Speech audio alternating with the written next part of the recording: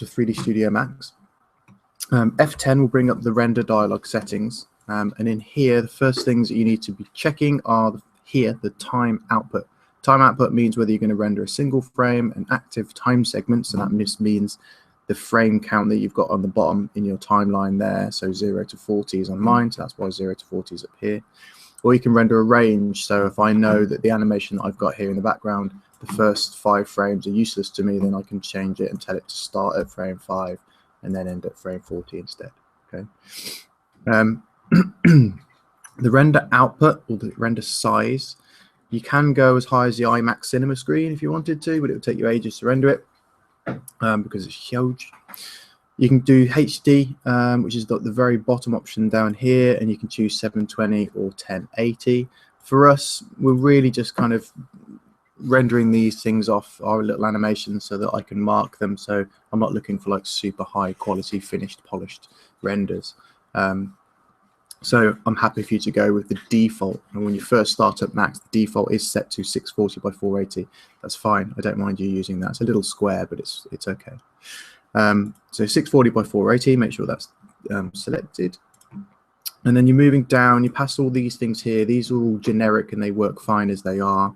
The next thing that you need to set up is your render output. So in here, you click on the files option. And then you can choose an area to save it. So I'm just going to save mine onto the desktop. I'm going to call it Character Walk. And then in the save as type, instead of all formats, click that, and then you can choose in here. Now, if you've got QuickTime on your machine, then QuickTime Movie is one of the best compression options. It's H.264, which is used by, or was used by YouTube up until about 3 or 4 years ago. They changed to things like HTML5 now. But .mov from QuickTime works really well. If you don't have that on your machine, then you'll want to use AVI. So I'm going to choose QuickTime Mov. As soon as I click on save, it will throw up a new dialog box asking me for what compression setting I want. Mine didn't do that for 3 of my rooms. Yeah. Do you have? It didn't bring this up. Oh, once you've set it up once, it won't ask you again. Right. Cool. Yeah. So this is the first time that I'm setting it up for this character. So it's asking me the first time around. The H.264 at the top is the best compression. Frames per second, you can leave it at 30. It's what 3ds Max uses. I think it's 29 point something my 3ds Max uses when you're using it anyway. So 30 is fine. Obviously, move your quality bar up to best. You get a little preview in here what that's going to look like. So if I drop the quality down, you can see that the quality drops quite dramatically. So I'll put that back to best. Click OK. And then we're ready to render. So the key thing here is before you just whack that render button, think about how you want this to look when it's rendered and whether your scene looks correct in the viewport to start with. So I've got Shift and F selected at the moment. So if I press Shift and F again, it removes, you see that little yellow box that's running around the outside. I'm turning it on and off now. That's telling me what's going to be rendered. So if I change my file output size to like a really wide screen view, then this box will stop being so square and it will kind of, you'll see the yellow box smaller in here.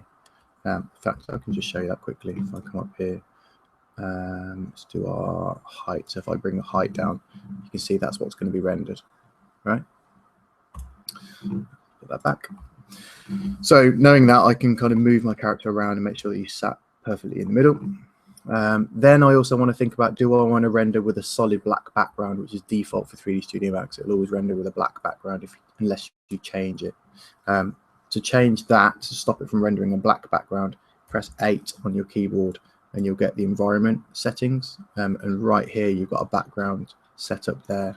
So default color, as I said, is black. You can change that to be any color that you like, or you can choose to import your own environment map. So if you go into Photoshop and design a little background that says your name in the bottom corner or something, you want that on every single one of your animations that you render out, then you can do that there. Obviously, you go into Photoshop, make sure that you have the file size the same as the file size that you're rendering 3ds Max.